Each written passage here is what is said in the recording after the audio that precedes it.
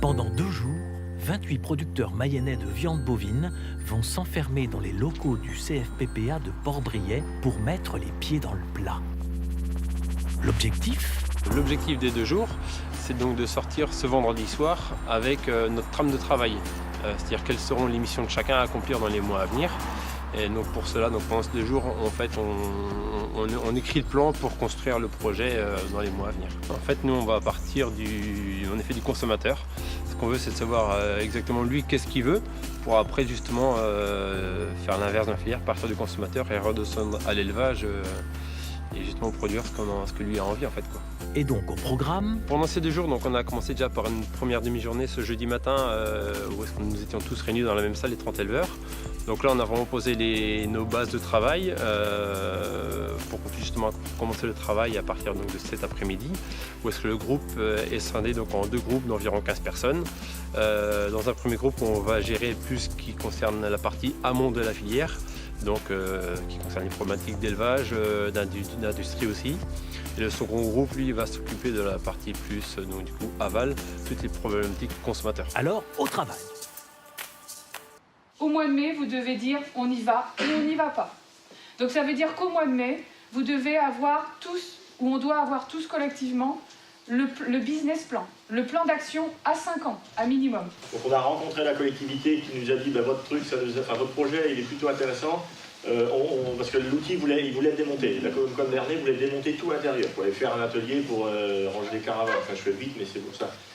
Et le projet plutôt séduit la Comcom, donc ils ont mis une réserve en disant bon, effectivement, on croit dans votre truc, réfléchissez bien et dites-nous. Mais on ne peut pas non plus dire bon, au final, on sera peut-être prêt dans 2 ans. Donc on a aussi un impératif à un moment de leur dire oui, on le prendra ou non, on ne le prendra pas. Et eux pourront prendre une décision. Ça veut dire qu'en mars, il faut contractualiser par rapport au volume et au prix avec les futurs clients.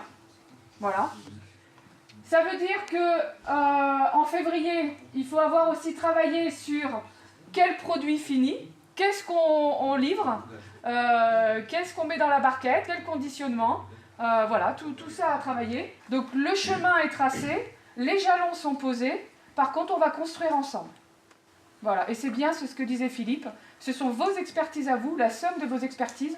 Vous allez nous faire gagner un temps monstre et un nombre d'experts également. Il est évident que l'outil de transformation, il va y avoir de la main-d'œuvre à recruter, donc ce qui procure de l'emploi sur le local. Le potentiel de découpe, alors tout ça, ce sont des estimations qu'on a faites. On pense que pour le saturer au niveau des bovins, il faudra sans doute une 30aine de bovins par semaine. Mais il ne faut pas se contenter que des bovins parce que c'est un atelier qui est fait pour des productions différentes. Donc sans doute il faudra également des porcs, des veaux, etc. Et on estime qu'en termes d'emploi, il faudrait sans doute une 20aine de salariés sur le site. Alors des salariés qui sont à la découpe, un chef d'orchestre, un chef boucher qui connaît bien son métier, qui est capable d'organiser la découpe, des gens qui font la découpe, et puis des gens aussi à l'achat, la planification commerciale, etc. Parce que comme tu le disais Emmanuel, derrière c'est une logistique très lourde. Et c'est également quelque chose qui est tout à fait nouveau pour nous et pour vous, parce qu'on rentre dans un sujet qu'on ne connaît pas. Aujourd'hui, on a des relations avec la Légumerie 53, pour ceux qui connaissent. Donc c'est une structure d'insertion qui va développer une logistique de transport. On verra comment on peut collaborer avec. Mais toujours est-il que s'il y a des livraisons toutes les semaines, il faudra également des salariés derrière. Donc tout ça, c'est de l'emploi sur le département.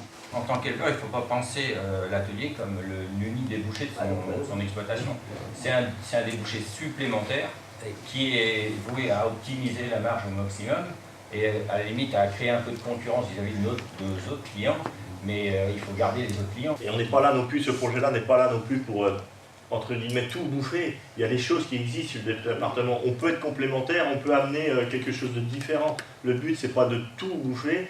Il y aura de la place pour d'autres marchés, la cour de la vente directe, pour des gens qui sont déjà en filière directe avec un restaurateur, avec une collectivité. On n'est pas là pour casser ça, on viendra en complément. Donc tout ce qui existe et qui se développera encore, voilà, ce sera des concurrents entre guillemets, mais ce ne sera pas forcément des concurrents qui gêneront, ça peut être de la au final ça peut être de la complémentarité. Je pense que notre porte d'entrée, c'est bien de savoir ce que voudra le consommateur. Et à partir de là, on devra adapter chaque maillon de la filière selon ce que veut vraiment le consommateur. Vous voyez, là, c'est les flèches grises. Et à partir de là, nous, on produira, on fera abattre, on mettra nos carcasses à se faire découper dans la 38 découpe. Et ensuite, autre point clé, la plateforme logistique. On en parlait tout à l'heure. Comment est-ce qu'on organise notre logistique? Parce qu'il ne s'agit pas de prendre chacun sa voiture et d'aller livrer notre viande. C'est-à-dire comment est-ce que collectivement on assure les livraisons.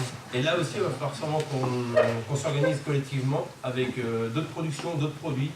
Jean-Luc a parlé de la légumerie 53, il va falloir qu'on se rapproche d'eux et qu'on crée aussi quelque chose ici pour optimiser la logistique en termes de temps, de coûts, etc. quoi. Donc ça aussi, c'est un autre point clé que j'estime aussi comme la sanitaire qui pourra faire que notre projet réussit ou échoue aussi. Quoi. Forcément, tout cela suscite des réactions. Il faut être très réservé et surtout très modeste. Parce que c'est un approvisionnement 52 semaines par an. Ouais. Il ne s'agit pas de dire il y a un mois, j'ai pas de camelote, les 30 là vous n'avez pas de camelote donc on ne fournit pas. Ça n'est pas possible. D'autre part, il faudra que la qualité corresponde. Moi je ne suis pas certain que les animaux que tous vous faites correspondront en qualité, en termes de qualité, à ce que recherchent les clients. Donc là-dessus, il faut rester très prudent. Et moi je pense que, pour terminer, 30 animaux par semaine, c'est pas 30 éleveurs. Pour moi, c'est moins 200 éleveurs en bas. On n'est plus dans on produit, on met sur le marché et manger ce qu'on a envie de produire. Vous voulez manger quoi? On produit. Voilà. Enfin, c'est comme ça qu'on va travailler. Alors, le bilan des ateliers? C'est une bonne idée, évidemment, d'essayer de satisfaire le consommateur localement. Après, il y a beaucoup d'interrogations et puis des responsabilités économiques qui en découlent et on n'a pas le droit de se tromper. Et, c'est comme quand on gère nos fermes, il faut bien étudier le projet pour savoir si c'est faisable ou pas. Pour le moment, on est des producteurs, on est chef d'entreprise chez nous, mais il y a des domaines qu'on ne maîtrise pas et qu'on ne connaît pas. Donc en fait, il y a des nouveaux projets, il y a des nouvelles professions à apprendre. Alors concernant donc ce matin, lorsqu'on a présenté un peu les jalons du projet, beaucoup de questions ont émergé bien évidemment. On n'est pas surpris, ça inquiète les éleveurs parce qu'ils se rendent compte du travail un petit peu auquel ils vont devoir faire face. Beaucoup d'inquiétudes aussi sur leur méthode d'élevage, évidemment, est-ce qu'ils doivent se remettre en question ou pas. Mais en tout cas, ils vont sûrement être prêts à le faire et ils vont s'adapter.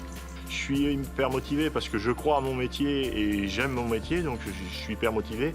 Et quand on a fait quand on est allé vers les éleveurs pour créer un collectif, on a 40 éleveurs qui ont dit oui, on croit à ce genre de projet et on adhère à ce projet. Et aujourd'hui, on est 30 réunis, donc je suis encore, je dirais, plus remonté et encore plus convaincu qu'on doit y arriver et qu'on réussira quand on voit qu'on a un collectif comme ça qui est derrière à nous pousser. Et je crois que pour un des initiateurs, c'est ce qui me pousse à aller plus loin et qui me donne envie d'aller beaucoup plus loin, c'est d'avoir du monde derrière à nous suivre et à nous épauler.